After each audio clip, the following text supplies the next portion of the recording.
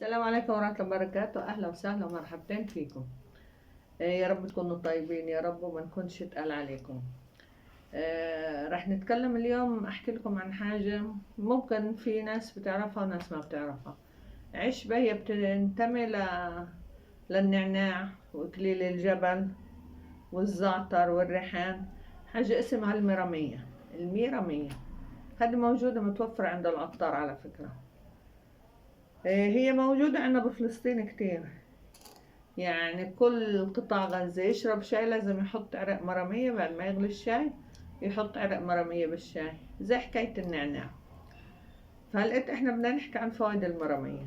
مفيدة جدا جدا جدا للأطفال وللكبار.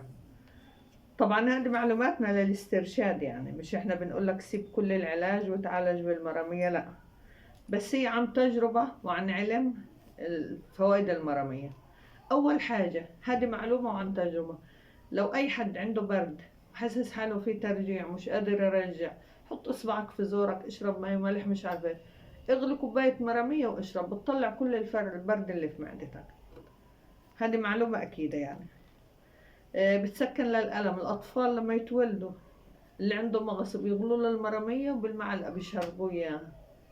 الكبير والصغير عنده مغص بيشرب مرامية زي النعناع والشاي والحاجات هاي. نحط عرقين مرامية ونحطها في المي تغلي، ممكن نحليها بسكر وممكن لا، حسب. بتدعم صحة الفم، يعني ممكن نغليها نشربها، طبعا ممكن نتمضمض فيها برضه. بتحافظ على اللثة والمينا تبعت الأسنان، لما بتخلي ريحة تمنا حلوة.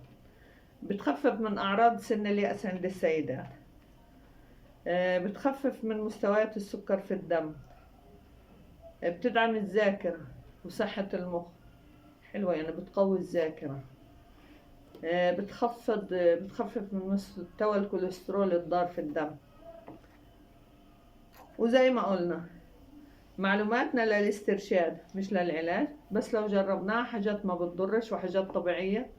وعشبة بنزرعها عنا عادي، في كل بيت ممكن تلاقي شجرة مرامية. هي ما بتعلوش عن سطح الأرض أكتر من نص متر تقريبا. والعفو والعافية والجميع.